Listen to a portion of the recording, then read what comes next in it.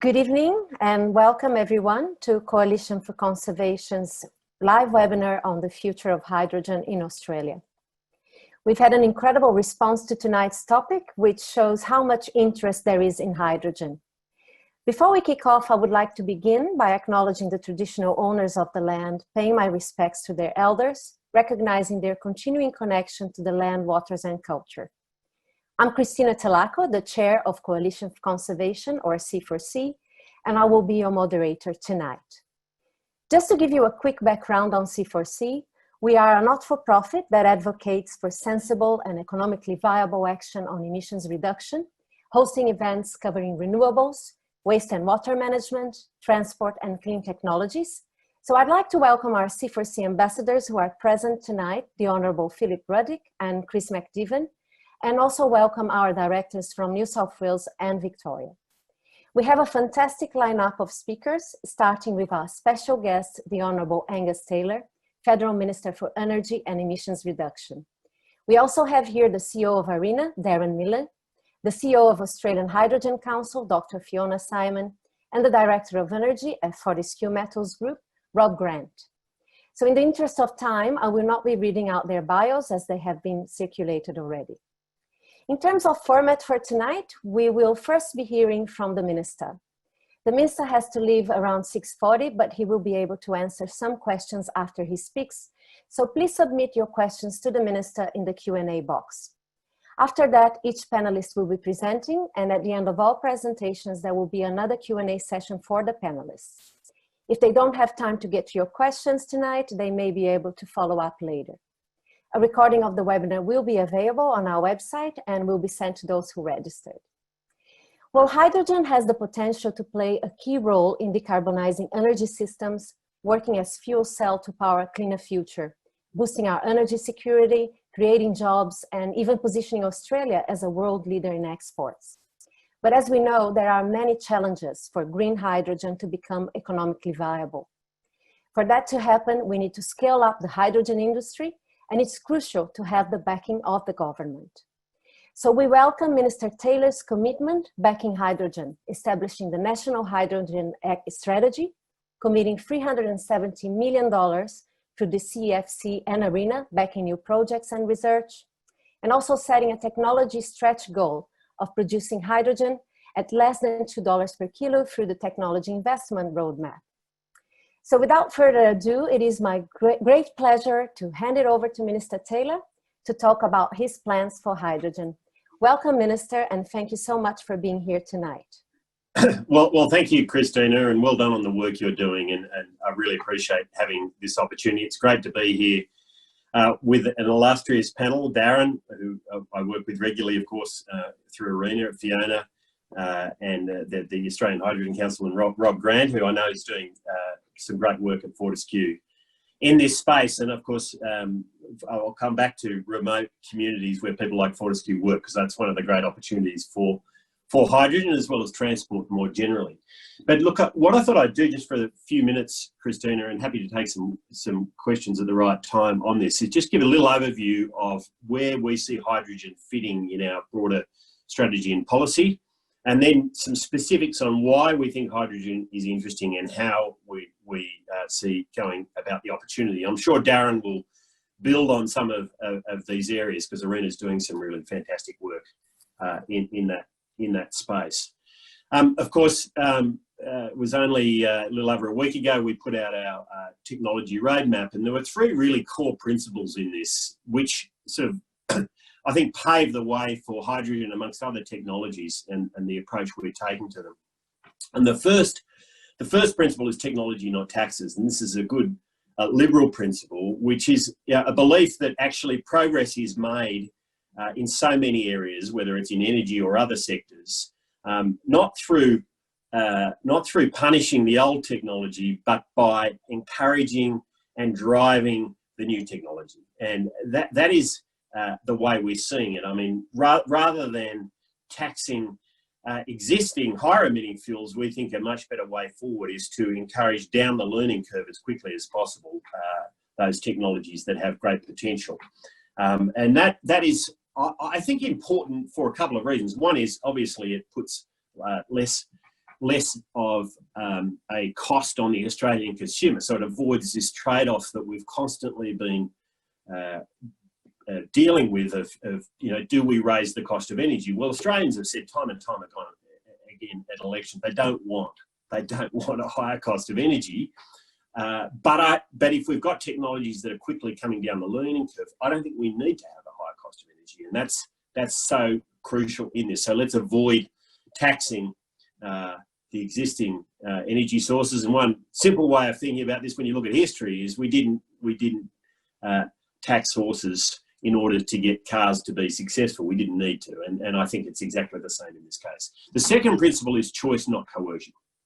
This is incredibly important. There's lots of policy around which says, we've got to force people onto new technologies because we prefer those new technologies. Actually, the best way to get new technologies to be taken up is because consumers, households, businesses, industry choose them.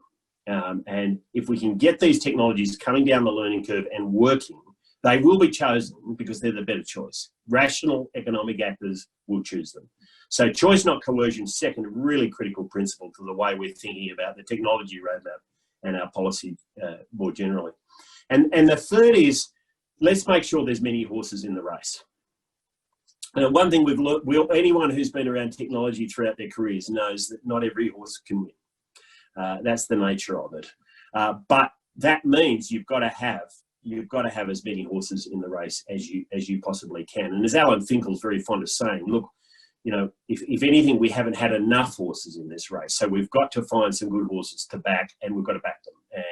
And we don't know which ones are going to win. We can't be sure. And certainly we don't know where they're going to win sector by sector. We can make guesses, and we're making educated guesses in the National Hydrogen Strategy, but we can never know for sure, and that means we've got to back a number of technologies across a range of different sectors.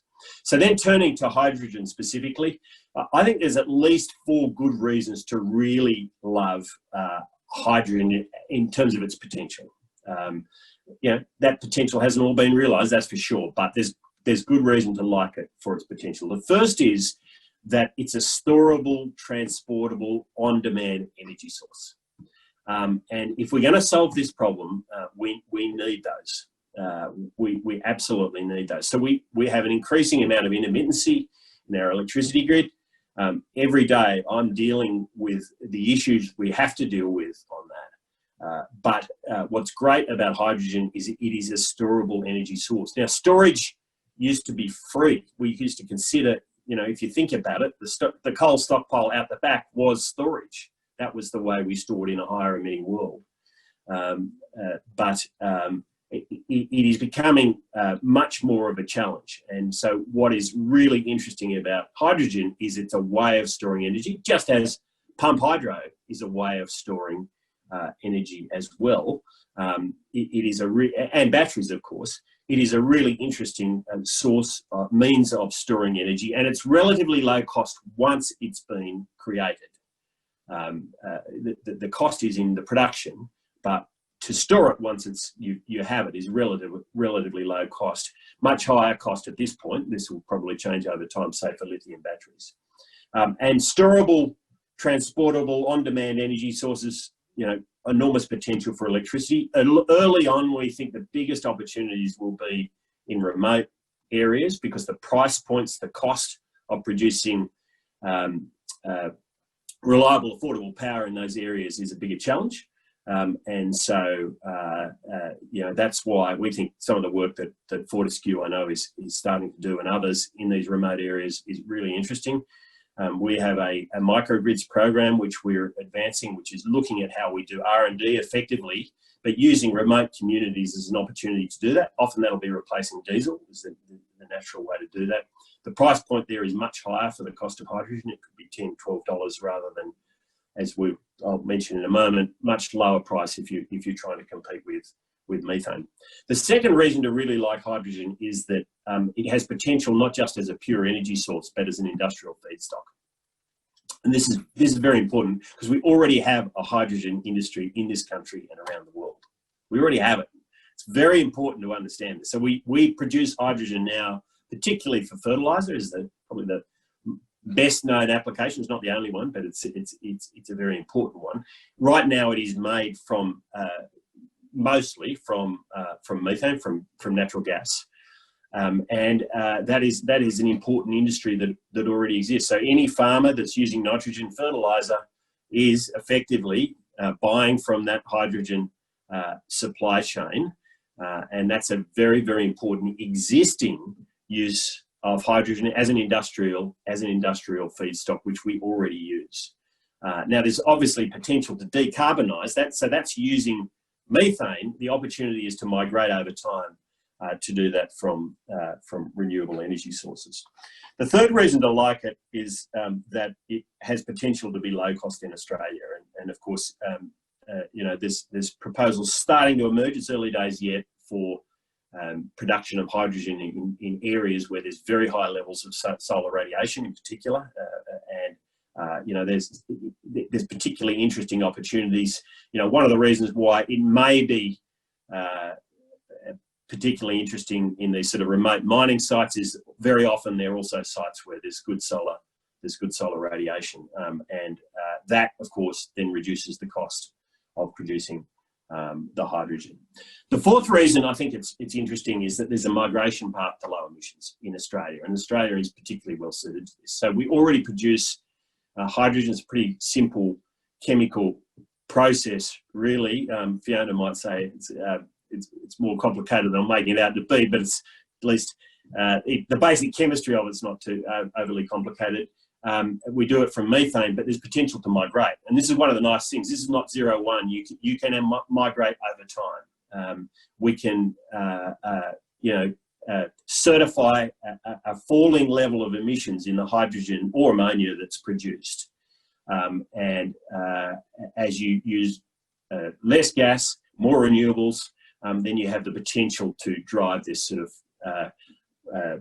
migration path, and that will become more natural as the cost of hydrogen comes down. Which leads me to how we're going to do all this. Well, the National Hydrogen Strategy is really the centrepiece in this. We put this through COAG late last year. It was unanimous. Alan Finkel led the work. He's now leading the technology panel for the roadmap work we are doing. He did a fantastic piece of work on the National Hydrogen Strategy. I really encourage people to read it. Look, there's a long way to go on this. I'm sure there's lots of issues in that to debate, but what it did is it really did a fantastic job of beating the blank page and saying, here's how we think about this.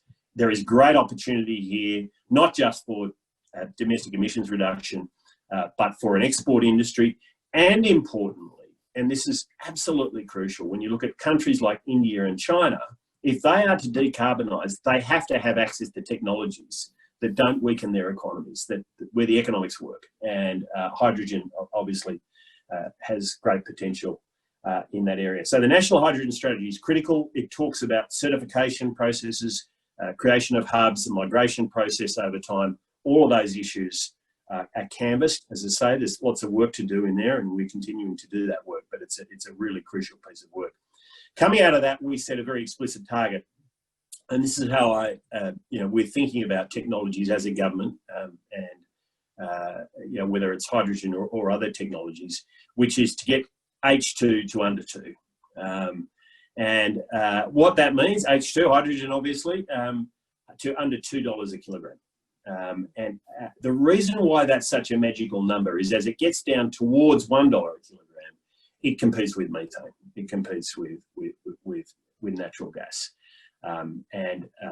And that's why, as we get the cost of electrolysis down, the underlying cost of the electricity generation behind it, then we can we'll get towards that kind of number. And that's a number at which you will see rational economic actors making the choice of hydrogen over other alternatives, and in the process, that's green hydrogen I'm talking about, and in the process, of course, reducing emissions. There's a whole series of projects we're starting to do.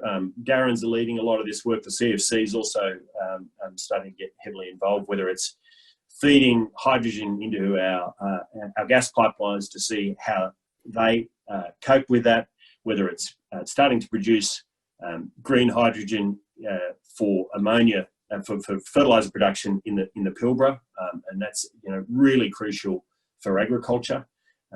Fantastic opportunities in agriculture in going down that path, whether it's the work the CSIRO is doing in transporting hydrogen. So there's a big debate about whether we should transport it. And if we do transport it, in what form? Should it be liquefied in the same way we liquefy LNG? We know a lot about how to do that from our experience with LNG. Or should indeed we turn it to ammonia? And CSIRO has done a great deal of work on technologies that can deal with ammonia. And ammonia is something we transport now. We know it very well. All of this, how puts Australia in a very strong position. And it's interesting, as I get around the world and talk to ministers in other countries, the hydrogen discussion is probably the most engaging discussion I have with them. It's a technology everyone knows has enormous potential. They also know that Australia is playing and will continue to and is likely to play a very important role in it. So it's a crucial issue for Australia. It's one, we've been an energy superpower for many, many years. We've, in recent years, grown the fastest. We've, in a period of about 10 years, grown the largest LNG export sector in the world. We know how to do energy, and hydrogen is a natural next energy source for us to participate in. There's a great deal of work to do in it. I would strongly encourage those interested in R&D and investment, and it'll migrate over time from R&D to investment as these things do, to really get involved. I think this is a really brilliant opportunity for Australia and very, very important for the world. Stop there, Christine. Happy to take questions at the appropriate time. Thank you very much, Minister. As expected, there are many questions. I'll just allude to 3 points that you made, which I think were very good and very important. One, technology, not taxes. Choice, not coercion. Make sure we have as many horses in the race. And you also mentioned the existing market for hydrogen. Just to illustrate for people who don't know, in 2018, that market amounted to $150 billion on sales. So there's a huge opportunity there. And we know that Korea and Japan need hydrogen, and a lot of countries do. The problem is actually reducing the cost of green hydrogen to below that point of $2 to make it viable. So it's critical to have the government, implementing and having a good, steady road for hydrogen in the country. So we thank you for that. And I should go straight to questions now. There's quite a few here on the pipeline. And some people actually submitted questions earlier during the day. One of them, I think you have already answered, but I'll go on that again just so that this person gets a straight reply. But it's the question of carbon price. And the carbon price is the most efficient market mechanism to drive down emissions across the board. And in addition, it would be an income generator for the government to invest in low carbon fuels and technology. So the question from that person is, it is an inevitable success part of global trading environment. So why is the Australian government not embracing a carbon tax? Because we're focused on technology, not taxes. Okay. I think it's pretty simple. And as I say, if you look at major changes in whether it's in energy systems or transport systems over human history, you didn't need to tax the existing system to get the new one. What you needed was investment in the R&D and then mobilisation of that R&D into a commercial business model. And there's stunning examples of this throughout history. I used the example a little while ago of the car replacing the horse. Well, that didn't happen because we taxed horses. Electric lights replacing kerosene lamps and candles. Well, that didn't happen because we taxed kerosene lamps and candles. It happened because of human ingenuity, enterprise, and drive. And that's what's going to make hydrogen work. It's what's going to make a whole series of these technologies work. And that's when we talk about technology, not taxes, and choice, not coercion. That's what we're talking about. Thank you. The next question is, do you see a role for regulated or unregulated gas networks for the distribution of 100% hydrogen for domestic markets? Yeah, it's a really interesting question and a good question. And I'm sure Darren will, when he speaks, he might want to make some comment, and others might want to make some comments on this. It's certainly something that we're starting to look at. So we've got a couple of projects going now where we're feeding hydrogen into the gas pipelines to see how they perform. Now, as the proportion of hydrogen goes up, then the challenges increase. I think, again, I'll leave it to Darren to give you the technical details, but we can probably get 10% in there. As you start to go up, then the composition of the pipes may have to change. But this is something we absolutely need to explore. It's something that we do need to do work on, and this is exactly the sort of R&D that government should be involved in. Alongside the private sector, we're doing these projects are being done with the private sector, and that's absolutely as it should be. One of the really interesting things we're finding with our R&D projects in hydrogen is for every dollar we're putting in, we're getting a lot of dollars coming from the private sector. And that's really, it's a good sign that we're actually on the right track in investing in this technology. Thank you. A little bit of a longer question. Recent studies show that high levels of renewables up to 70% are not difficult, requiring just snowy 2.0 interstate interconnectors and small numbers of home batteries. AMO also stated that reaching high levels of renewables penetration up to 75% was mostly about updating rules and regulations. Given this, why the focus on expanded gas firming of renewables rather than funding for improved battery technologies, new transmission lines, new pumped hydro sites? Well, we are doing pumped hydro and we're doing snowy hydro, for instance. But look, at the end of the day, you have to have power when the wind isn't blowing and the sun isn't shining. It's as simple as that. And that means you've got to have backup and storage, and you've got to have it in enough quantities to be able to assure the Australian public that they're going to get the affordability and reliability, and affordability is an important part of this equation, that they need and deserve and have got used to. I mean, that is just almost goes without saying. Now, that the investment in Snowy 2.0 is important, but actually you need a lot of storage and backup to be able to deal with intermittency. That's the reality of the situation. And it is the challenge we're already seeing, not just in Australia, but around the world. As intermittency goes up, you have to have that storage and backup. You can do some of it through demand management. We don't know. We're learning about demand management. How far can it go? Well, it remains to be seen. It's harder for some applications than others. And that's why something like hydrogen is so important, because it's a storable energy source that can be used at any time. That's the magic of it. And it's why in our energy systems, having that storable energy source is absolutely crucial. If we lose them, we will lose industry and we will lose reliability, and we can't afford to allow that to happen. There's a few questions here that are actually more related to nuclear. So I'll put both of them in one, but what's the time frame for us to see nuclear energy in Australia as a powering for, among other things, hydrogen production? Or where does nuclear power fit in the energy mix? Well, I mean, we made some comments on this in the technology roadmap. The first point I'd make is we have a moratorium, and there is no plan to change the get rid of the moratorium.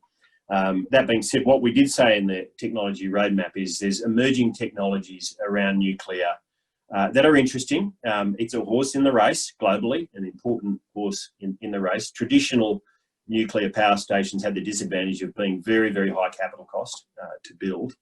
And, the more recent ones, if we've seen in the UK, have proven to be very expensive. Small modular reactors have enormous promise. Relatively few have been built, all in the developing world, but there's a pipeline emerging in the developed world. And we're going to watch that closely. We set up a parliamentary committee that looked at this. The conclusion was it's a technology that needs to be looked at closely. We'll get a better understanding, I think, in the next couple of years as to whether those small modular reactors hold out real promise. But at the end of the day, to get rid of the moratorium, you would, and to ultimately build a nuclear power station, you would you would have to have bipartisan support. And so there's a question there for the Labor Party as to what their position is on all of this. Thank you. Next question is more about water supply and electrolysis. They're saying to produce 1 kilogram of hydrogen through electrolysis, it takes about 9 liters of water. Do we have adequate water supplies in Australia for a full-scale hydrogen industry? And could desalination plants or water recycling facilities be used to produce water for electrolysis? And I think the answer is it depends where you are, obviously. Obviously more access to water in some places than others.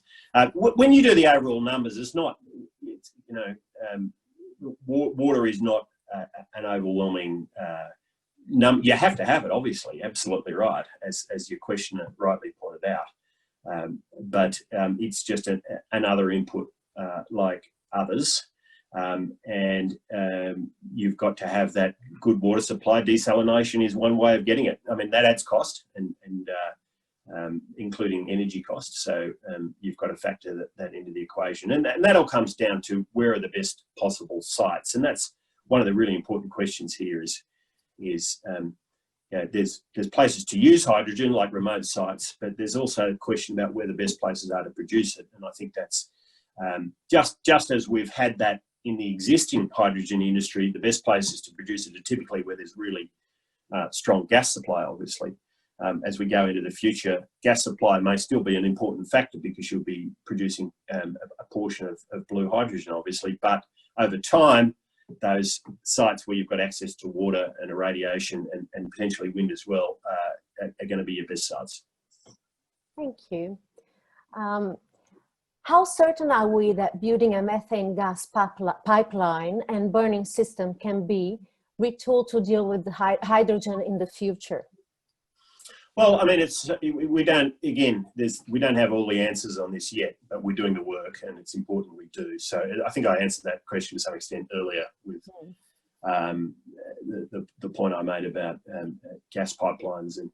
But, you know, there's no question that corridors can be used for this. There's none at all. The question is how you would retrofit or refit the pipeline itself. And again, Darren, I know he's doing some really good thinking on this, so I might leave him to answer the more technical side of that, other than to say there's a lot still to learn, but I'm sure Darren can shed more light on some of those details. Okay. Our engineers and partners have developed unique waste to energy electricity technology using plastic waste, used tires, waste oil, plastic waste tailings, wood waste, manure, solid municipal waste going now straight to landfills. It's highly scalable, fully compliant with EU environment regulations, no pollution, self-sufficient plant. I don't know where the question is for this one, but I suppose it's more of a statement. What is your view on that? I say that's another horse in the race. Go hard. Good. So somebody's saying we have a once-in-a-generation opportunity to be global leaders in zero carbon energy. What's the roadmap to engage Australian small SMEs in the supply chain and innovation delivery? Well, I mean, if you look at hydrogen, I'll focus on hydrogen for the moment, and they're already involved. Every farmer that uses nitrogen fertilizer is in the hydrogen supply chain. They're already there. So, you know, they're involved, and that will evolve over time. I mean, if you decarbonise agriculture, nitrogen fertilizer is one of the first things you've got to deal with. It's probably an easier thing to deal with than methane emissions from livestock, but it's very important. And one of the points I'd make, and it doesn't seem to be always as well understood as perhaps it should be, is that right now only about a third of our emissions are electricity. So the non-electricity emissions are extremely important. That includes agriculture, of course, transport, industrial processes, which I've been talking about, and that's where hydrogen can play an enormously important role. So, you know, on the customer side, there's no question that they will play a role. I mean, I think there's a question about the scale. What's going to be the minimum efficient scale of electrolysis? Again, that's probably a question for Darren. You know, are we going to end up with an industry with lots of small electrolysis units or mega electrolysis units? And so is it going to be better suited to bigger business or to smaller business is a really important question. What I think is very clear is that the customers for hydrogen will often be small businesses, including in remote areas. And the interest we've had from the mining industry, small and large, in using hydrogen in their remote operations, I think has been very, very strong. And that's one of the areas where I see there'll be SMEs who are helping to set that up, run it, and manage it. I'm sure for those bigger businesses. Thank you. Government policy is a significant enabler of hydrogen uptake. State and federal government's policy changes to encourage state agencies to adopt, as an example, a 10% of fleet, buses or cars as hydrogen deployed vehicles, which would underwrite the development of a localized hydrogen industry. What policy initiatives is the federal government undertaking to encourage these changes to policy directives? Well, I mean, I think I've to some extent answered that question in describing the National Hydrogen Strategy and all the components of that. And it's very much an R&D focus, but an R&D focus that will move to deployment as people like Darren do their work, and Rob, out in FMG, on the customer side to get these things to work. I mean, yeah, but I'd come back to the starting principles, which is this has got to be about choice, not coercion. We want Fortescue to use hydrogen because it works for Fortescue. That's why we want them to do it, because that makes our businesses stronger, it makes our industry stronger, and it's good for customers. So mandating, if we can get hydrogen to the cost where a rational player will choose it because it's a better option, then we've won. And by the way, you will see countries in the developing world choose this by preference. That's how the world decarbonises, because there's bottom-up decisions being made. Choice is being exercised for a technology because it works and it's better than the alternative. And that's where we've got to get to. Thank you. There's an interesting one on IP here. It's exciting to talk about our technology and investment into hydrogen and new energy. Only concern is how will our government ensure our discovered and founded technology doesn't get stolen or brought by another country, hence missing out on return of investment and jobs for Australians? Yeah, it's a good question, because I mean, and I'm sure, I suspect that questioner is reflecting on some of the experiences in the solar sector where we developed some extraordinary IP. Places like the University of New South Wales played, an incredible role in developing IP, and it's not clear that we've always capitalised on that. Again, Darren will have a view on that, and I think as a country, this has not always been our best, has it? We're incredible inventors. We're extremely enterprising in developing technologies to solve hard problems, and we haven't always capitalised on it as well as we could. And I think it's an important issue for us to keep in mind as we go forward, and as people like Arena invest in CSIRO and others to make sure that you don't want to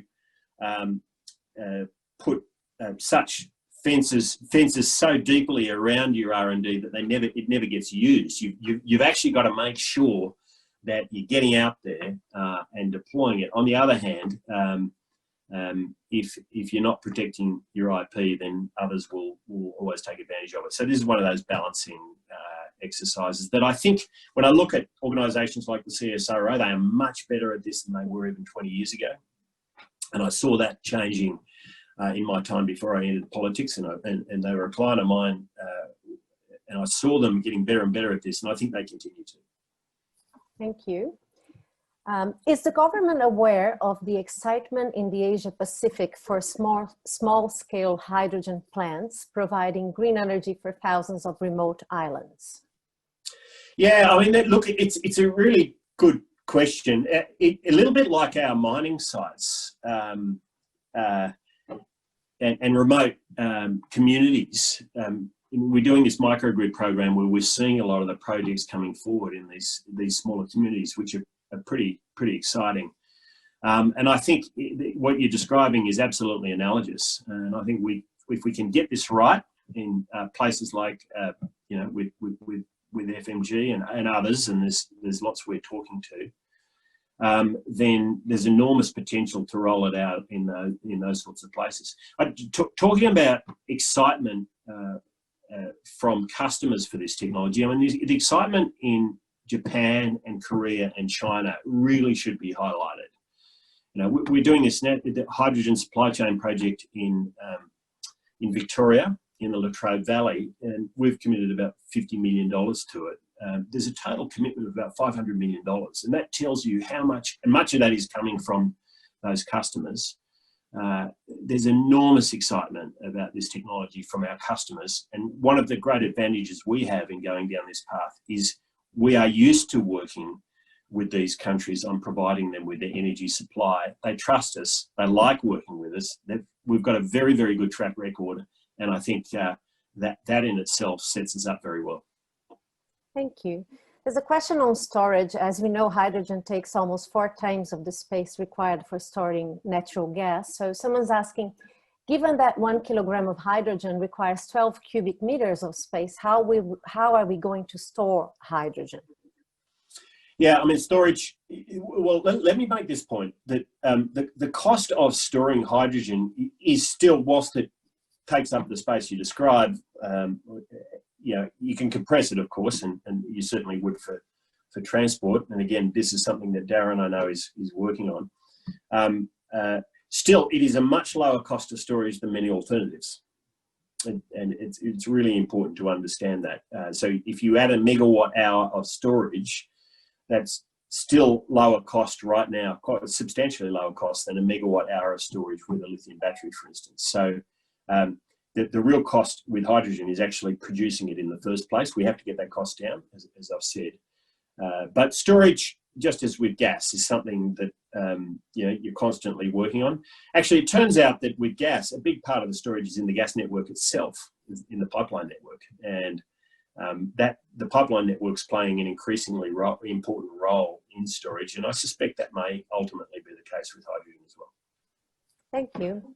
Now on transportation, hydrogen fuel cells look promising in heavy transportation, especially trucks that currently run on diesel. Could hydrogen increase Australia's transport security? National diesel supply is usually less than 30 days and highly dependent on OPEC countries. Yeah, I will just correct one. It's a very good question, by the way, but I will correct that final comment, which is people always ignore the crude oil. We actually do have more storage than that when you take account of the crude oil that gets converted into diesel through our refining process. So we have a little more than that. However, there's no doubt that hydrogen has real potential for heavy transport in particular. It's not to say it doesn't have some potential for lighter transport. Certainly for heavy transport it does. And that to the extent that hydrogen was produced in Australia, and I would expect that to be the case because of our competitive advantages, that would play an important role in fuel security. I think that's absolutely right. Now, none of these things are going to happen overnight, but it's another reason to think that hydrogen is absolutely worth pursuing. Is there anything available in terms of R&D for hydrogen cars? Yeah, again, I'll defer to Darren on the work he's doing on this, because he and I were down in Melbourne. I can't remember, it was a couple of years ago now when we were looking at a project down there, and I know Ren is continuing to look in that area. I think the biggest opportunity is probably in heavy transport, but where the cutoff line is there, I don't know. I don't know the answers, and I think we're still learning. And it may well be that it's a gradual migration path. There's technologies emerging now for heavy vehicles that make some use of hydrogen, but not full use of hydrogen. Maybe that's the path. I don't know. But certainly for heavy transport, it's interesting. I mean, and I think you said it up front, Christina, the price of hydrogen, or the cost of production of hydrogen to replace diesel is much, much higher. It's sort of more like $10 or $12 a kilogram versus $1 or $2 to replace methane. So as a substitute fuel, putting aside the cost of the engine, it has enormous potential as replacement for diesel. The real challenge then is to get the cost of the engines down. and of course the refueling stations and the infrastructure supporting it. I'm very conscious about your time, and we've reached 6:41, Minister. I suppose you have to leave, but I think that's been a very good discussion. If I may, because I have the word, I would love to ask you a more personal, or let's put it this way, aspirational question rather than technical. What policy outcome do you most aspire to achieve in your role? In other words, what legacy do you want to leave when you're no longer our energy minister? That we have technologies emerging in Australia that we're participating and collaborating around, which have the potential to fundamentally bring down the cost, improve the reliability, or at least sustain the reliability, and bring down the emissions of our energy system in a way that strengthens our economy, not weakens it. You know, I am a firm believer in the role of technology in achieving great outcomes for humanity. I think Australia is incredibly well positioned on a range of technologies to play an important role in this. Let's remember, this is a global exercise. Solving the problem for Australia is not enough. 1.3% of emissions, it doesn't do it. You've got to solve the problem globally, and I'd like to think that Australia can play an important role in this. I also am absolutely committed to making sure that Middle Australia, the Australians, businesses and industry have affordable, reliable energy. This is enormously important. We've got an economy built on it, and we want to sustain the strength of that economy. Coming out of COVID-19, seeing jobs growth in our energy intensive sectors is extremely important to many in this country, particularly in regional Australia, where I live and where I'm zooming from. And so it's very, very important that we see that strong economy based on affordable, reliable energy. Thank you, Minister. Once again, we would like, on behalf of C4C, to thank you for your participation tonight. We were delighted to hear your insights. We wish you all the best with your portfolio. And if I may, I would love to forward some of these questions that we haven't had time to answer to your office. The Minister does have to leave. He had to leave at 6:40. So on behalf of all of us and the panel, thank you very much for being with us tonight. Thank you, Christina, and thank you very much for putting this on. And I'm sure Darren will shed some more light on some of those technical questions. Thank you very much. So we're now going to hear from the experts, and it's my pleasure to introduce Darren Miller, the CEO of ARENA, the Australian Renewable Energy Agency that supports companies and institutions that are building our future energy system. Accelerating hydrogen is one of their investment priorities, as I know, and we're lucky to hear firsthand from their CEO on their hydrogen plans. So thank you very much for joining us, Darren, and I will hand it over to you now. Thank you very much, Christina. It's a pleasure to be here. Thank you for inviting me, and thank you as well, Rob and Fiona, for joining me on the panel. I feel like the Minister's handballed me a lot of questions, so I've got 8 minutes to talk to you before we move on to Rob and Fiona, but hopefully there'll be some good questions and time afterwards. So I might just start by quickly introducing ARENA for those of you who don't know what we do. So we're a federal government agency that was established in 2012, and our goal is to increase the competitiveness and ultimately the supply of renewable energy technologies and renewable energy in Australia. We effectively have $2 billion of federal money to invest, and we've committed $1.6 billion of that to over 500 projects to date, spanning a whole variety of renewable energy technologies. We're probably best known for the work we've done in moving large-scale solar to commerciality. So over that time in 2013, 2014, we financed about 6 projects with $300 million of grant money. And as the industry moved to commerciality, we took a final step of providing about $92 million to get 12 projects up and running. So $300 million of money in the early days to get 6 projects going, and then $90 million to get 12 projects going. So that speaks to our role in driving technologies to a commercial outcome, to the point where now we don't get involved in large-scale solar projects anymore because they've reached commerciality. And I think anyone who's been following the industry over the last decade would see the incredible cost reductions in solar technology. roughly about 10 times cost reduction from 10 years ago. So now solar is the cheapest form of renewable energy, bar none, on the planet, and we're very lucky to have got to that position. One of the reasons I'm talking so much about solar is it gives us a pointer to what we can achieve in hydrogen. Two key things to bear in mind.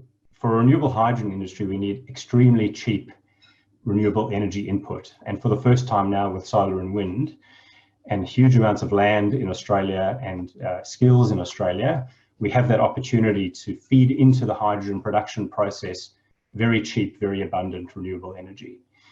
And the second thing that makes it interesting is that the hydrogen technology itself, the electrolyzers and the plant required to produce the hydrogen, could follow a similar cost reduction pathway to what we saw with large-scale solar. So what drove solar and wind to commerciality, and is doing the same for batteries, is a global commitment to do these things at scale. And when you choose to do them at scale, you learn quickly, you get costs out of the system, and you can produce cheaper equipment. And if you think about it, renewable hydrogen, once you've built the equipment and installed it, it costs zero. It's got a zero marginal cost of production, or very close to zero, because it's all very capital intensive up front. So if you're learning through the process of building capital equipment, you're essentially proving to yourself along the way that you've got renewable hydrogen at a very cheap price. An order of magnitude, we don't have as big a job to do in getting the costs down out of renewable hydrogen as we had with solar a decade ago. In a sense, solar's come down the curve by about 10 times. We probably only need hydrogen to come down the cost curve by 3 to 4 times to reach the target of $2 a kilogram that Minister Taylor talks about. So in rough terms, we could probably produce renewable hydrogen today at about $8 a kilogram, maybe 7. And if we're aiming for 2, we only need to get that down by 3 to 4 times from today. So we think it's eminently doable with a large amount of effort and money behind it, notwithstanding. But there's a huge amount of interest in the space right now. And it's illustrated by the presentation today. We've got 300 people, I understand, dialing in. And we did a roadshow around Australia as we were launching our renewable hydrogen deployment round. And we attracted record crowds, in my view, at each of the sessions throughout the states in Australia. And it just blew us away, the amount of interest in the hydrogen sector. So it clearly has caught the imagination of the Australian public, and certainly in the energy industry. People who've been in the space for a long time see a great opportunity for renewable hydrogen today. I think the one thing that we need to realize, and why hydrogen is important from a lay point of view, is that the very first thing we've done, and we've done it quite successfully, is get electricity to be renewable and at very low cost. So when people think of renewable energy, they're really thinking of renewable electricity generated by solar and wind. And as we've seen in the last 12 months, just on 21% of the national electricity market's electricity came from renewable energy sources. Electricity is the easiest sector to turn into renewable energy, and we think we can get to very high shares of renewable energy in the electricity sector. But there's a whole bunch of the economy out there that can't electrify. So heavy industrial processes is a key example of where you cannot use electricity. We don't think we can easily use electricity to convert those processes to renewable energy. So we need to be looking for other methods, whether that's energy efficiency, process improvements, different innovations in that space, but particularly around fuels and also feedstocks. Feedstocks being the chemicals that go into the processes that generate the outputs. And hydrogen is that holy grail molecule that can both be an energy store and source for these industrial processes, as well as providing feedstock into processes such as green steel, which steel uses 7% of the world's emissions, or accounts for 7% of the world's emissions. And there's a pathway to substitute hydrogen into that process over time and essentially eliminate all the emissions from a heavy process like steel production. So that speaks to why it's so important. And as I've said to you, we have the key ingredients now that give us hope that this hydrogen industry can be built out over time.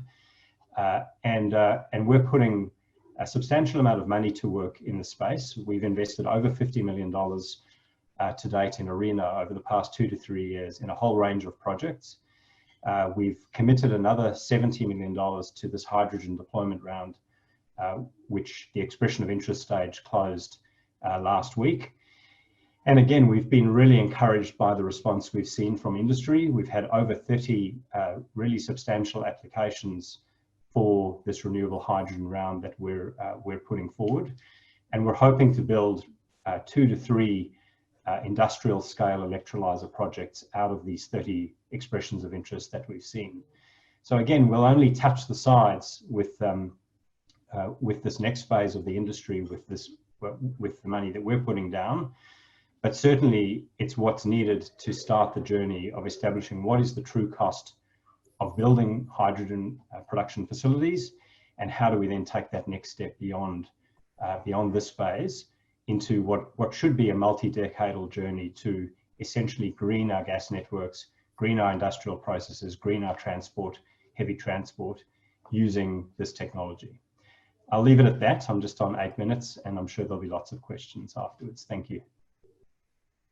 Thank you, Darren. And we all agree that ARENA plays a critical role in decarbonizing the economy and the environment. So we certainly hope that the funding will be extended beyond 2022. So yeah, we'll leave the questions for when all the panelists have finished their presentations, but you can all start typing on the Q&A. So now I would like to welcome Dr. Fiona Simon, the CEO of the Australian Hydrogen Council, which is the peak body for the hydrogen industry in Australia. Dr. Fiona, thank you very much for joining us. Great, thank you. Thank you, Christina. I really appreciate the invitation, the ability to speak to everyone tonight, so thank you. So just got some very basic slides. If we could move to the next one, please. Great, thank you. So the Australian Hydrogen Council is the peak body for the hydrogen industry, and we've got members from across the value chain, and we connect the emerging hydrogen industry and its stakeholders to build, ideally, a secure, clean and resilient energy future based on hydrogen. So our key objective is to accelerate the commercialisation of new hydrogen and fuel cell technologies, and that's for transportation, export, storage and stationary applications. And we really see our key role as connecting the many players in this space. The hydrogen ecosystem is massive, and so we see ourselves having a key role in providing those connections and helping get the collaboration going that's so required. So we go to the next slide, please. So we started off as Hydrogen Mobility Australia, and that was in 2017 with founding members Toyota and Hyundai. The membership's growing quickly. As we all know, hydrogen's become very much vogue, and we have members from across a number of different applications now. And late last year, we changed our name to the Australian Hydrogen Council, and that was to reflect the diversity of our membership, the broader hydrogen agenda. We now have 39 members. So if we move to the next slide, please. I'll spend a bit of time on this one, because this is the why hydrogen story, and you've all heard versions of this. So why hydrogen? It's unique in many respects, and as the Minister certainly pointed out, first of all, it's storable and over time and transportable, and because hydrogen can exist as a gas or a liquid, it can be stored for long periods of time, and unlike batteries, not use its energy value. And that's where hydrogen can play a really important role in balancing the electricity grid. It can be transported over long distances, whether that's truck or ship or pipeline, and that helps our communities maintain access to energy when needed. And obviously, as a result, it's also able to be exported. And as we've heard, Australia has a good opportunity to export hydrogen to other countries. The second thing about hydrogen is that it's made and not found, so much like electricity. So you can make hydrogen in different ways, and we have experience in this already. So there are the fossil fuel and the green versions of hydrogen. And as we've heard, it's very much the green hydrogen pathway that presents the longer term opportunity for Australia. The basic technology in producing hydrogen isn't new, although there's always enhancements and new ways to produce hydrogen continue to be developed. And I've seen some of the Q&As come through and talk about some of them already. So the man-made element of hydrogen can enhance the economic resilience of regions in Australia and Australia as a whole. Because with a vibrant hydrogen industry, we're not depending on limited resources either here or internationally. So this goes to the energy security discussion that was had before. So hydrogen production can support remote areas and maintain access to energy for a range of uses. And the third aspect that I think, when combined with the other two, makes hydrogen the absolutely unique energy carrier is that hydrogen is versatile, and then we can convert it for different uses across the energy transport sectors and the industrial processes. It connects these sectors and it creates efficiencies because it can be moved around for different purposes as needed. So electricity and hydrogen can together provide the backbone for future Australian energy production and use. And they can do this in a way that supports economic resilience.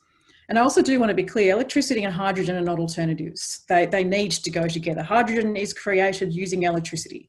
It is the energy within the electricity that is being stored when we store hydrogen. So, but the two together, so rather than a pure electrification path, hydrogen gives you those additional opportunities to store for longer periods of time, as I said, to export, and you're getting that diversification that helps, present that more resilient future. So, so far so good. Leads to the question, so why aren't we living in the hydrogen society already? And that's because hydrogen production, transport and consumption require infrastructure, as we've heard, to make it, to move it, to use it in a range of ways. And we don't have that infrastructure because we already have petrol, diesel, natural gas and coal to meet our energy needs. So there hasn't previously been a real incentive to look at hydrogen seriously, at least not in any long-term way. But we are at this new time, as has already been discussed. This is changing. So countries across the globe are looking to ban internal combustion engines. They're pricing carbon. They're setting ambitious green targets. And this means that the cost-benefit analysis of hydrogen is shifting relative to those incumbent forms of energy, because those incumbent forms are becoming increasingly untenable in the long term. And in that long term, hydrogen starts to become the obvious answer. It is the source of public benefit because it helps us transition to that inevitable new economy. And our export market potential in hydrogen is huge, and that's very much in the stated desires of countries like Japan and South Korea to actively shift to hydrogen that's clean and green hydrogen, and really potentially to import it from us. So we move to the next slide, please. So the priorities that are here are the Australian Hydrogen Council's priorities, and we absolutely support the National Hydrogen Strategy, and we're working with all the relevant entities to see how industry can really provide a valuable input to policy mechanisms and really work collaboratively. What we need to do is get on with achieving that H2 under 2 target, so hydrogen under $2. And we do have significant government support through the National Hydrogen Strategy and the jurisdictional government strategies and plans. So we're part of that overall picture to try and coordinate the work across the country, and there's a lot of goodwill. And we're also working with others to map what getting to H2 under 2 looks like. So when do we think we can get there and what's involved? And there's still question marks about that. There's a relatively simple target still has multiple pathways, and it's about how can we make sense of how we get there. The one thing that's clear, though, is that we do need to establish the hydrogen market. We need to establish the demand to bring on the supply. The huge export market potential is one type of demand, and it's driven much of the interest to date. But we do need domestic demand, and there's different views on this, but there is arguments for domestic use full stop, and then there's other arguments that we need that in order to get to the export scale. And with the domestic demand, as we've heard, you get fuel cells, to drive cars, buses, trucks, ships and trains. There's talk of it in aviation. It might be a longer term. It's certainly talking about gradually replacing natural gas for heating and cooking, blending hydrogen into the natural gas network. We've heard about industrial and chemical processes, so green steel, and energy storage also to give us security of electricity supply. And all of these things are already happening, but at a smaller scale. So we need to get them to a greater scale to get this market up. And the more demand, the faster the supply can come through at commercial levels. And so to get the demand, we need policies to activate the market. So there's standards, goals, tax incentives, and other things that help level the playing ground and can help hydrogen compete against the incumbent energy sources and give those messages to investors. And we also do need further government funding in addition to what's been announced to date. This is a public infrastructure matter. It's about targeted funding in the public interest, and we absolutely 100% support ARENA continuing on in a form where it can continue the great work that's been done to this point. We will see the cost of production for hydrogen fall sharply.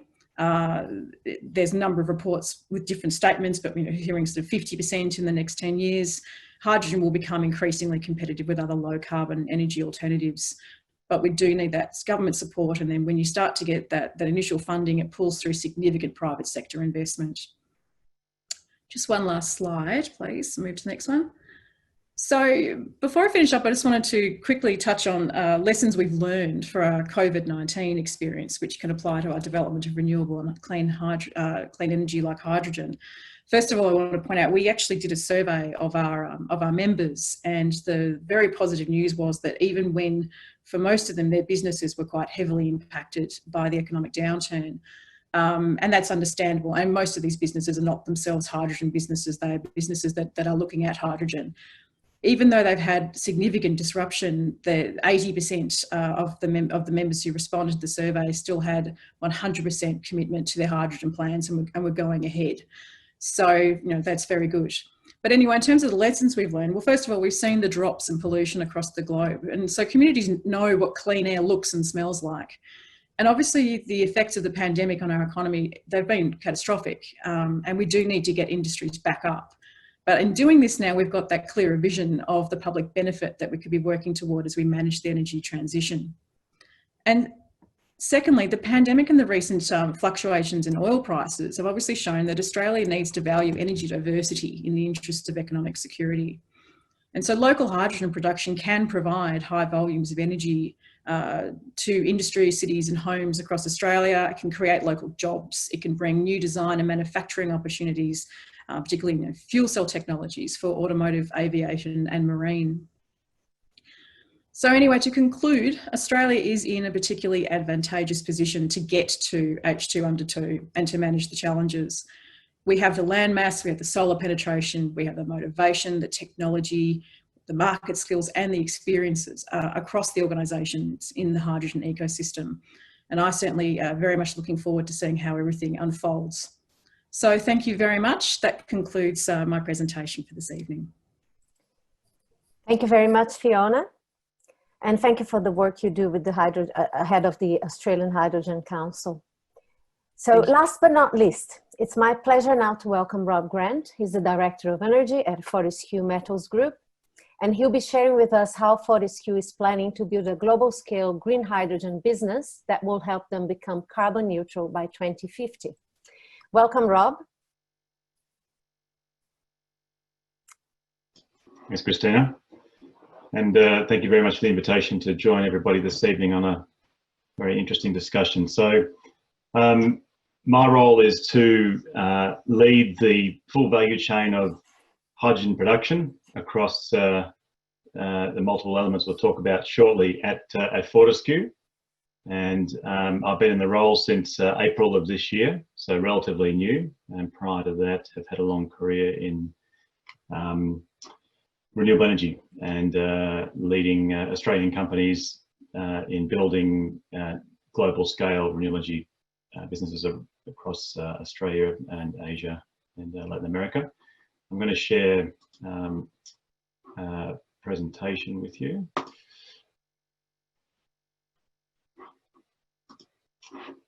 Which has the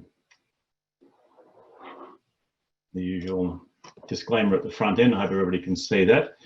And to talk a bit about Fortescue initially. So you'll all be aware that Fortescue Metals Group is an Australian iron ore startup, not dissimilar actually to the business I used to work for as an Australian startup renewable energy business back in the early 2000s, but it's gone on to become the third largest iron ore producer in Australia and the fourth largest in the world.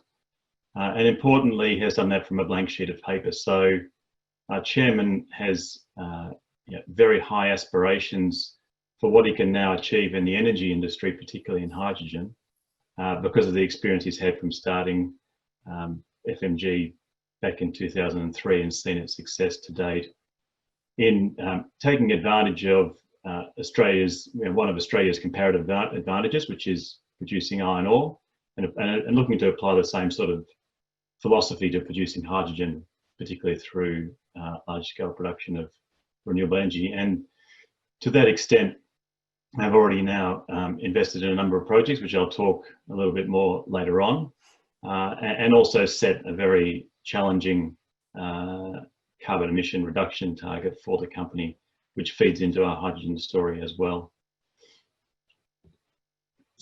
So Fortescue has three very substantial hubs, or two substantial hubs currently under operation, and a third and a fourth under construction.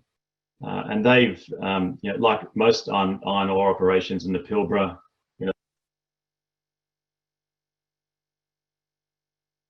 either diesel generation or natural gas. And in the case of Fortescue, that's the case of both natural gas and diesel providing energy to Solomon hubs and the Chichester hubs. And the company, through its decision on becoming carbon neutral by 2050, has decided that it has to act very aggressively and quickly on both its stationary energy emissions from gas and from diesel, as well as from emissions from transportation. So the first stage in dealing with emissions from stationary energy has been to invest in the Pilbara Energy Connect project, that is to link up the existing mine sites and to substitute as much as possible the thermal generation of those mines with solar and battery. And the first stage of that was actually announced at the end of last year, and in conjunction with ARENA and partners at Alinta, using installing 60 megawatts of solar down at the Chichester hub, which will take out of service all of the diesel generation there, and will substitute it for gas-fired power overnight from Newman, and solar power from the new Alinta power station. We will then add to that directly from our own investment another 150 megawatts of solar farms close to the new Iron Bridge project, and at the connection of the new power system that's being constructed currently between Solomon, Iron Bridge and Chichester.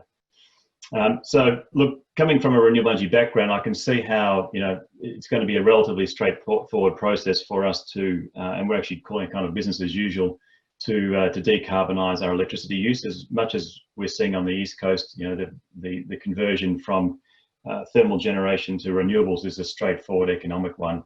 Obviously, we have to manage intermittency and storage, because at the moment there's we're not connected to the East Coast.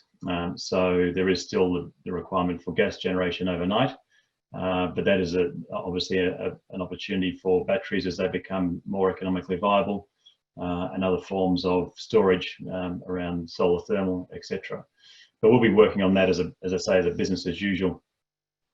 What's more challenging is our ability to reduce emissions from transportation, and obviously as a large producer of iron ore, we have many haul trucks running around the projects. We have a substantial rail network, tugs, and then ships, and they are all in, all in our scope 1 and 2 emissions, and with a very substantial interest from shareholders of Fortescue and globally. We've made this undertaking to ourselves and to the market that we'll be carbon neutral by 2050.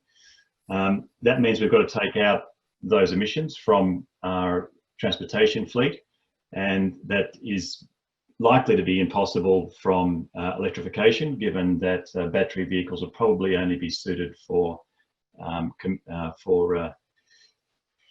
passenger vehicles, but more challenging, as we've heard earlier on from the other panelists. So fuel cell vehicles for large trucks and trains and probably ships will be the way to go. And so we've decided that we have to have a hydrogen production business to enable us to take control of meeting that commitment of being carbon neutral by 2050. given that we probably burn about or use about 600,000 litres of diesel a year, if we're going to be converting to hydrogen on that sort of scale, then we also believe, and given the location in which most of these iron ore mines are situated, we can as well take advantage of the location and a very significant solar resource to create hydrogen at a global scale and export it. And when we talk about exporting hydrogen, it's most likely to be in the form of ammonia, because it's a far more efficient way to transport to overseas markets. And again, that goes a bit to some of the questions I saw earlier on about managing intermittency of renewable energy generation for hydrogen production. So just as a hydrogen 101, to produce hydrogen, it requires renewable energy that can be intermittent, but to then produce the ammonia, it requires 24/7 baseload energy. So that's a point that we're also considering closely, as how to maintain that 24/7 production for ammonia production. But for creating our own hydrogen to decarbonise the transportation fleet, that's something that we're working. We see a pathway over the next couple of decades to be achievable. To do that, we have to recognise that green hydrogen production is still a very early stage globally, and we need to get very rapid skills in-house about how to develop, deploy, operate, and then use the hydrogen from electrolyzers. And as Darren was saying, electrolyzer use around the world is a bit like solar was 10, 15 years ago. They were relatively small and quite expensive. Through the transition over the next decades, we'll see the improvement in technology of electrolyzers, as well as the scale economies that come from mass manufacture of them, help reduce the cost of that component of hydrogen production. And bear in mind that, as the Minister was saying early on, about 60 or 70% of the cost of green hydrogen comes from the energy production. And so we've come a long way in being able to achieve very low cost power for green hydrogen production through the improvements in solar and wind over the last decade or two. What we still need to see is the cost reductions coming in electrolyzers. But our investment to date has been in a couple of 100 kilowatts for a Perth passenger car hydrogen refueling station. We are then moving to about a 1.5 megawatt electrolyzer, which will be producing hydrogen to power a fleet of buses that we use on one of the projects in the Pilbara. We just submitted an application, one of the 30 applications to ARENA last week for a natural gas, for a hydrogen production that will blend with natural gas into some thermal generators. And this is really us learning by doing, and to put into context, 20 megawatt electrolyzer will be by far the largest in Australia, and not far off the largest in the world. For us to be able to meet our own emission reduction targets, we're going to need to have hundreds of megawatts of electrolyzers, and to become an exporter, we're going to need gigawatts of electrolyzers, and that'll be powered by multiple gigawatts of solar production. And why is that possible for Australia? Because we've got all this space, we've got this amazing solar intensity and resource in and around many parts of Western Australia, and historically they have been demand constrained areas. But if you think about hydrogen now as the vector or the carrier of sunshine, we can now see us becoming great exporters of hydrogen in the same way that we've become great exporters of iron ore or of LNG. So that's a journey between now, small now, but a reasonable pathway through to 2040, where we will have offset a large majority of our emissions internally, and hopefully become a very significant leader in the production and export of green hydrogen globally. We're doing that with the support of a number of the councils, including Fiona's, and coming at this as a collective is critical. And we're very excited to be working with a number of associations, particularly also up in Asia, who will be the major customers initially for the hydrogen production that they'll need to start substituting for diesel in some of their markets. So look, I think that's slightly over my 8 minutes, and I'll leave it there and look forward to answering questions.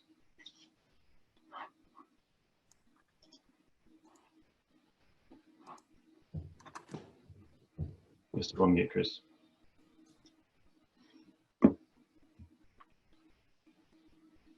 Thank you very much, Rob. And it's really great to see that Fortescue is setting its net zero by 2050. We don't have a national net zero in Australia, but companies like Fortescue are moving forward with their own targets. So that's fantastic to hear.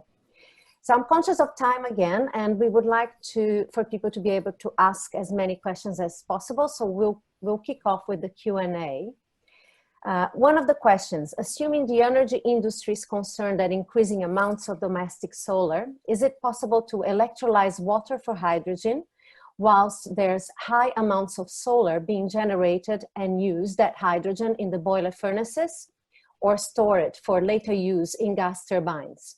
Is it safe for hydrogen to be mixed in a furnace or a gas turbine, as it's highly flammable and needs little energy to ignite it? Who wants to respond to that one?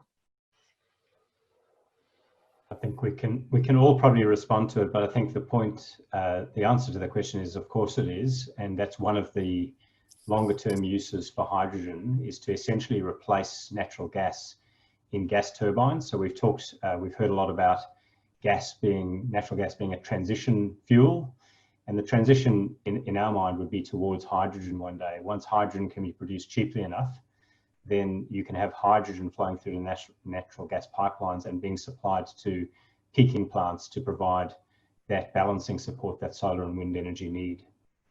Fiona, I know you have a more technical background than me, but perhaps you can answer the technical No, side. I don't. No, I support what Darren said. I don't need to repeat it. Thank you. Thank you.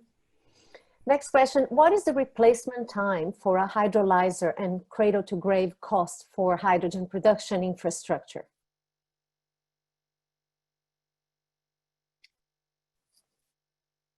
I think we're on the beginning of that journey. I don't think anybody has a clear answer to that just yet. Darren? Yeah, I think that's probably right, Rob. I mean, we would run the economics of an electrolyzer plant over 15, 20, 25 years, depending on how long the finance almost stretched out. The key electrolyzer component being the stacks, which is where the hydrogen gets produced, would need to be replaced on a cycle basis. It depends how intense the usage of the electrolyzer is, but you could say between 5 and 10 years, you might want to replace the stacks of the electrolyzer, and that'll cost a percentage of the original capex. But these should be long-lasting pieces of industrial equipment, and they're heavy industrial equipment that'll just be maintained over the life of them. Thank you. Is hydrogen technology for power generation already in commercial readiness, and is it competitive, or does it still need lots of R&D? Well, look, it's unlikely. Well, the most likely use for green hydrogen initially will be in diesel replacement. So, the cost of importing diesel to Australia or into Asia makes green hydrogen more competitive than trying to use green hydrogen to burn in gas generators here in Australia, where gas is particularly on the west coast, $2 or $3 a gigajoule, and on the east coast, LNG parity is something more like $4 or $5 a gigajoule. So we'll see it first in diesel replacement, and then we'll start to see it in as we really get down the cost curve, as the minister said, towards $1 a kilogram in electricity generation. Yeah, I think just to confirm some of the messages we've already heard is that yes, there are definitely new technologies coming to play with hydrogen, but most of it's not a sort of R&D matter in the sense of it being a new technology or a new way of doing things or safety questions and no one's ever thought of before. It's that cost curve question of what's cost efficient. How does hydrogen compete? And so we could have a question about every possible use, and is that currently possible, and is there R&D? And I think that same answer would apply to all of them. It's by and large, the question is actually more one of the infrastructure needing to be in place to create hydrogen at scale, so that production end, and then, you know, then specifics of targeted infrastructure for the use end. Thanks, Fiona. Another technical question. As has been the case with in the electrical grid and the renewable energy target, could we see a similar target for green hydrogen injection into the existing gas grid of 2%, for example, by 2025 or 10% by 2030? That's the position of a gas blending target is very much one that we support, and that is held by our members in the gas networks. And that's part of that other piece that I was talking about before, about creating the demand, having the demand come through. And I think that that's not so much about picking winners as people, you know, might think in other areas. There aren't that many ways of creating a green gas that would be available at scale like natural gas. There aren't that many ways to do that in a way which can be done at scale and in a clean way. So hydrogen to replace natural gas over time is actually the obvious answer, in which case there is a public benefit to there being targets put in place to then help drive that demand and help create the help create an improved commercial case for the businesses in that space. Thanks, Fiona. But correct me if I'm wrong, isn't hydrogen highly corrosive of the present? If we use the infrastructure we have for natural gas, we would have to upgrade that infrastructure in a way that if we blend more than 20% of hydrogen, it won't corrode the pipelines. Is that right? It is absolutely correct that the materials used for the pipelines does need to change. It needs to be adjusted for higher concentrations of hydrogen, and that's where there is R&D work. That's where there's big programs of work. There's the Future Fuels CRC and others who are looking at the nature of the materials and the cost-effective ways to have them be fit for purpose. At this stage, the gas blending that we're talking about, though, is at the level where there is no need to change anything in the existing infrastructure, and there's certainly no effect at the customer end. It would be absolutely unnoticeable. It would be purely replacing 10% of that which has generated carbon emissions in the natural gas. Thank you. I think, Krista, to your point on that policy before and this journey to get the increase in the Australian economy, the parallels with the renewable energy target in Australia over the last 20 years has been a good example. And although it's been hotly contested, the renewable energy target has been highly successful in bringing down the cost of renewable energy to a level now where it's cheaper than thermal generation that we started off with 20 years ago. And we would hope that the same could apply here with green hydrogen, that we can have both a technology roadmap as well as some sort of destination that we're trying to get to. And that will deliver kind of certainty to investors and confidence also that for the non-stationary energy part of our emissions, that we're going to be able to give transportation some sort of target to work towards in terms of contributing to our Paris commitments. Thanks, Rob. I think this is a question for ARENA, for Darren. Has ARENA started to look at hydrogen via pyrolysis of methane with 100% recovery of solid carbon? Might be cheaper means to do the same end.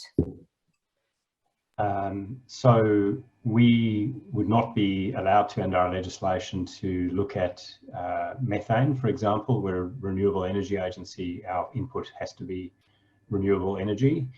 Having said that, we are looking at a project with a company called Hazer in Western Australia, which is taking biomethane or biogas and using a catalyst, an iron catalyst actually, to produce hydrogen and carbon and a carbon byproduct. So we're certainly interested in all types of technologies that can produce renewable hydrogen, but ultimately the feedstock, the input has to be renewable, and methane, the vast majority of methane supplies are from fossil fuels today. Thanks, Darren. Is there anyone pushing for domestic usage of hydrogen for domestic steel production, taking steel production home instead of exporting our coal and iron ore to China and re-importing steel?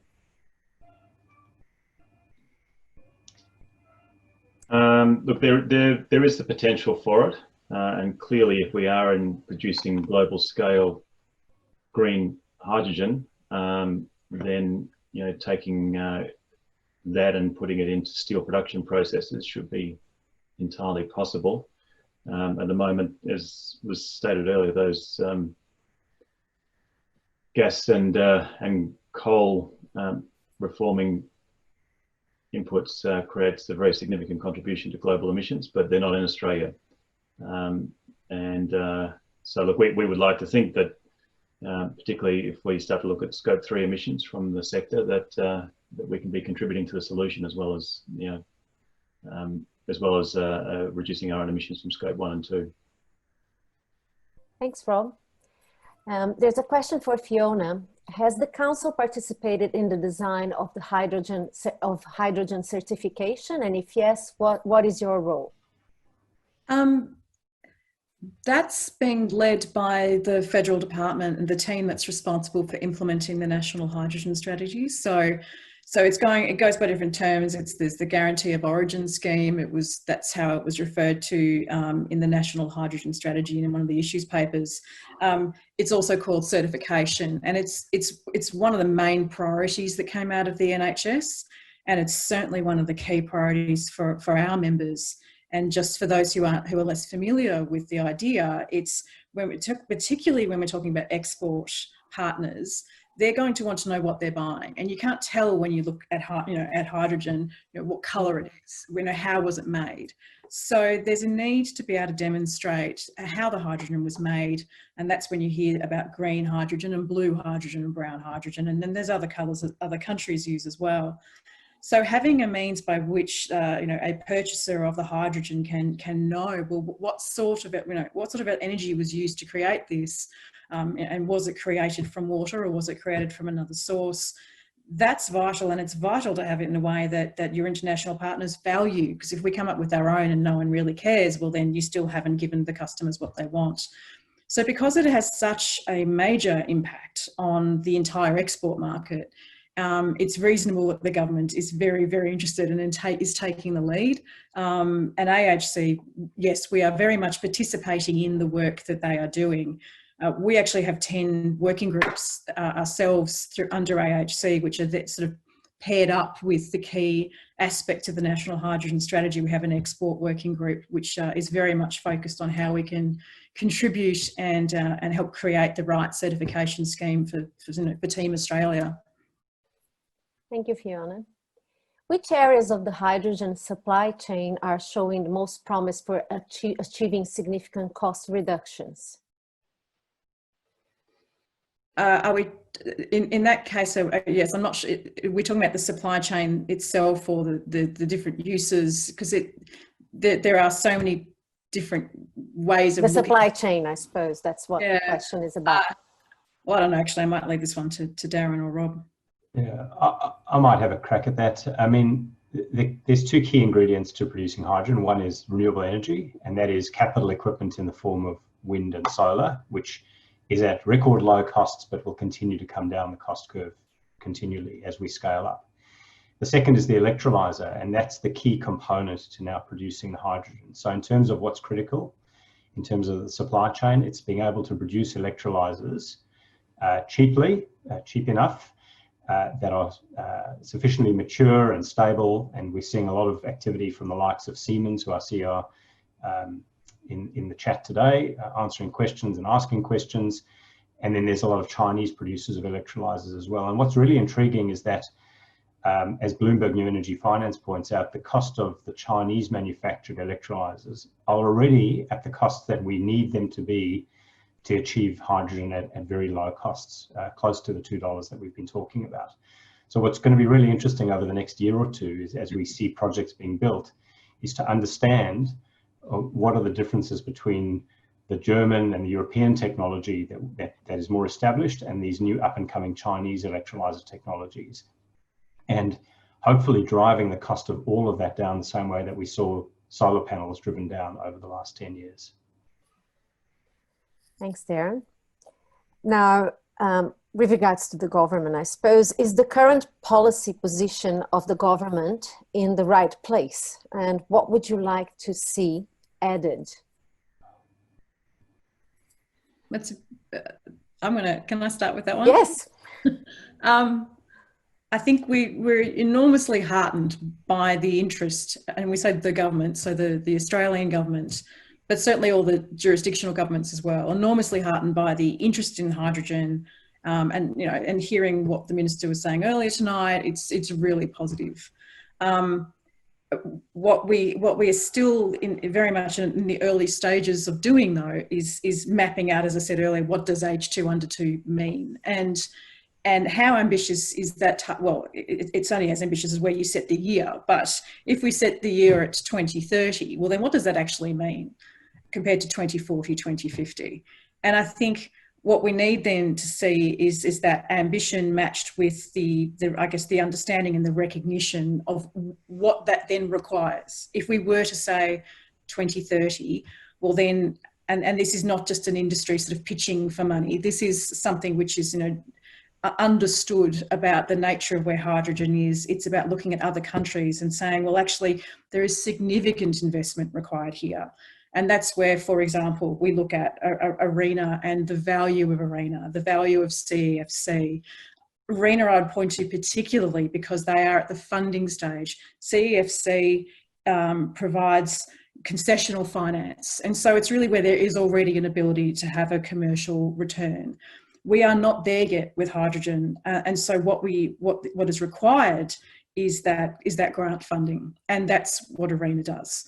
And having ARENA potentially look beyond renewables is something which a number of my members would like, and which we generally support, recognising that there is a role for the fossil fuel versions of hydrogen to sort of act as a bridging mechanism, get us there to green hydrogen eventually. But there are many things that we would like to see in an ideal policy world that would be the things that would then match up with our ambition to have H2 under 2. And it's those market policy mechanisms, it's a carbon price, it's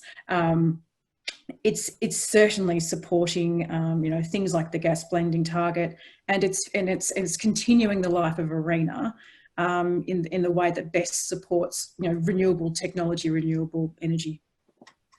Do you see that a net zero would help us if we had a stronger target? Would that actually send a message and make it clear that the hard to abate sectors will need to decarbonize? I think all messages, compared to an absence of messages, are good. Yes. Okay. Thanks, Fiona. Anyone else want to comment on what is their wish list for the government? Well, it's similar to the renewable energy story. A lot of the change is led by prosumers, consumers, and industry. And in this case, it will be much the same. Again, I think it's hydrogen is not as hotly contested, I don't think, as renewables were. But it would be good to have kind of an aspirational target, and that's certainly what industry is good at doing, and business is good at doing, is setting aspirational targets which look hard to achieve, and then setting up plans and strategies and plans to get there. We're dealing with Paris commitments. These are multi-political cycle and almost multi-generational to get to. So it is up to us as citizens as much as the political class to come up with the solutions. And I don't think there's any harm in having a national target in the same way that we're setting ourselves global target to keep temperatures below a certain level and emissions down to certain levels by 2050. Thanks, Rob. Darren, do you have any comments on that one?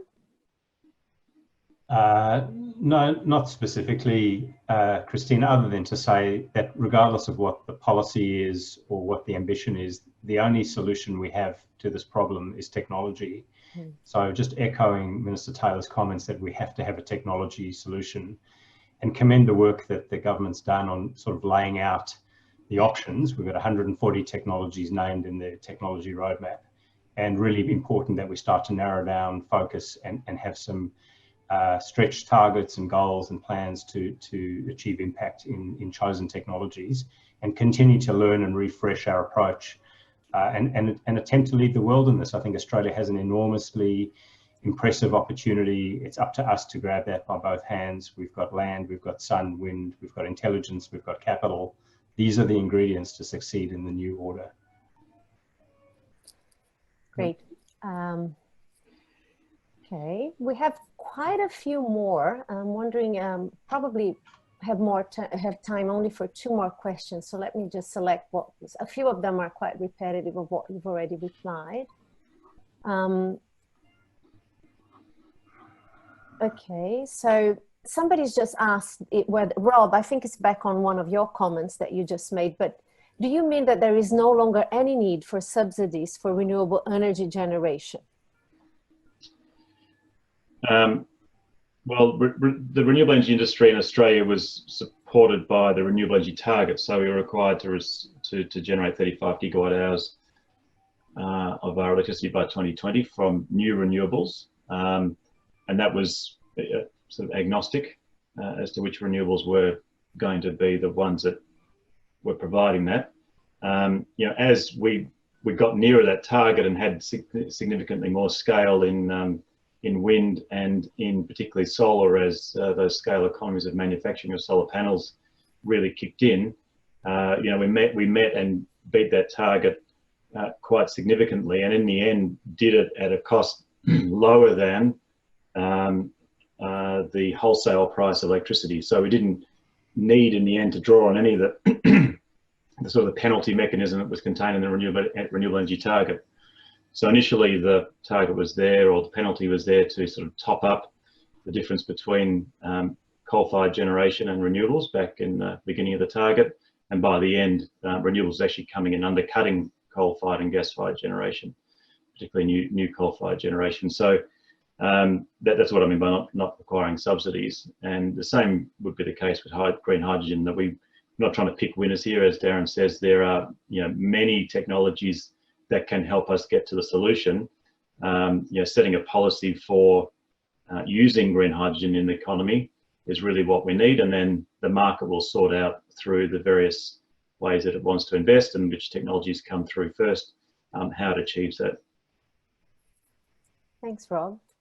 So we've discussed the cost of changing the infrastructure and upgrading it, and the cost of generating green hydrogen and all of that. So someone's asking, and I'll ask Fiona first, but can you identify then what's the biggest barrier for hydrogen to really hit the market? Largely it's what we've already heard. So the biggest barrier is the fact that we don't have a market. So then you look at, well, how does one create a market? And it's about reducing that cost curve. It's about whether one says it's about starting with supply to bring down the cost of electrolyzers to then ultimately result in lower cost to produce, or whether you do more what we're doing with AHC, which is focus on the demand. The answer varies very much according to which belief system you operate under, also with types of hydrogen and as I said, which end of supply and demand to start at. I'd say that, I mean, the barrier is that we don't have a market. So it's, well, what does that mean? And I think I'd start with demand. It's a very difficult question, because I feel as though we've spent this last time answering exactly that question from a number of different viewpoints. So I think it's about ways of creating our market, whether it's the government funding, whether it's the policies to drive demand, whether it's targeted government funding along the lines of what ARENA's doing to bring down the cost of electrolyzers. It's all of those things working together to create this, to take it from a sort of a potential to a reality. You're talking about a market for green hydrogen, because we already have a market for hydrogen, but 99% of the hydrogen derives from fossil fuels at the moment. Is that what you're talking about? I think, well, yes, I think if I think about the market that we are all thinking about as being that this great future for hydrogen, Yeah. I wasn't thinking about our existing environment. That's going to have to change too. That's, you know, the path it will need to go down is by surely over time, regardless of which government is in place, we're going to need to see decarbonising of those industrial processes and the like for our existing market. But yeah, absolutely. When we talk about the market, certainly most everyone I know, we are talking about that future, this potential that we've all been talking about. But you do think that if we reach that delivered cost of $2 per kilo by 2030, there will be a market. The issue is the cost. And therefore, that's why the market is not there. Once we have a feasible cost for hydrogen, there will be a market. It's probably, you need the market in order to get the cost down in the first place. So, it's far more fluid than that. If we have hydrogen at $2, it's because we already had everything put into place to then get it to that price. Now, yes, it can go lower. This is the usual type of evolution you would see of a market. As to where we go from being not a market to a market is, I don't know that we have a pure line to draw there, but right now we're not commercial. It needs to become commercial, and there's numbers of ways to get there, and there will be, and commerciality will also depend on the use. Thank you. Darren, would you like to comment on that, or Rob? That's right. I mean, the $2 number is comparing with sort of an alternative fossil fuel derived power generation output or kilometre driven in a diesel truck. It is, you know, more likely to be that we'll be competitive with diesel replacement for large transport, sort of at $2 to $3, and more and likely to be below $2 to be competitive with gas-fired generation on the East Coast and probably lower on the West Coast. So it's not, but that's the aspirational number. And the point being, as Darren said before, is we've got to get a threefold reduction in the cost of hydrogen production in the coming decades to be able to decarbonise as part of the economy. So it happened in solar, and we will still, and it's still happening in solar, and that's why we're having the conversation. It's because renewable energy got to this point that we can have a conversation about green hydrogen. Electrolyzers have always existed, or have, you know, existed, and we can split hydrogen, we can split oxygen and hydrogen from water. You know, for some long period, it just was we didn't have the low cost of renewable energy production to be able to do that economically. So we're just on that journey. We're coming down. It was $10. It's now, you know, maybe 7 or 8. We need it to be 5 or 6 in the next 3 to 5 years, and we'll be down at 1, and by 2050, hopefully, we'll be displacing all the fossil fuels that we burn currently in diesel or natural gas in turbines. Thank you. I think if I have, sorry, I'll just jump in and say a couple of things. One is the history of the energy industry and forecasting is that everyone's got it completely wrong over time. So we shouldn't trust anything anyone says, including what I say. But I think if we get things wrong, we've got things wrong on the conservative side. We've been too conservative as to what we can achieve. And once the world, or at least a material part of the world, chooses to go down a path, these things are quite quickly achievable. So I think the biggest barrier for hydrogen is that, do we have a forcing mechanism somewhere in the world that's going to get us on this journey? And if we do, and that could come from Australia, it could come from China, it could come from Europe. If we do, then we're going to go down this cost curve, I think, pretty rapidly. But what's needed is a good partnership between industry and government, because there's going to be concessional money needed, and industry and government are going to have to work together pretty collaboratively over at least a decade to get these things to commerciality, at which point government will step away and this will be a commercial outcome.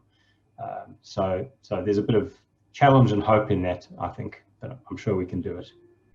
Yeah, Chris, I think just the point to say, that give you a sense that this is coming, is that many of the fossil fuel companies, the large multinational oil companies, are already on this journey as well, and they see their market being attacked by green hydrogen, and they're, rather than fighting against it, they're looking to collaborate. So I'm sure Darren's got some submissions in the EOI last week that are from some of the MNOCs. So I think that's probably different to what we saw with the renewable energy story, where electricity couldn't be exported. So there was very much from the utilities a pushback on letting others in. Whereas with the fossil fuel industry, I think they see the opportunity just to expand into a different product. And as the world moves to decarbonising, they obviously would be smart to do that, because continuing to burn what they currently produce is not very sensible, and being part of the green hydrogen story is. So I think we'll start, and we're seeing that already. So it gives me some sense that we're on the right part of, we are on a positive journey here. Thank you. Fiona, you still want to say something? No, I will very briefly, and it's when we're talking, one of the reasons why I've ummed and ahed a bit to what seems to be quite simple questions, and why the answers aren't simple, is that yes, there's that forecasting aspect for sure. And it's also just about the sheer number of variables in play here, because hydrogen is across these different sectors in these different ways. We're doing things we haven't done before, in the sense of thinking about the economics of the situation. As I said, it's more the economics than it is about the technology itself. But it's also the complex engineering of it.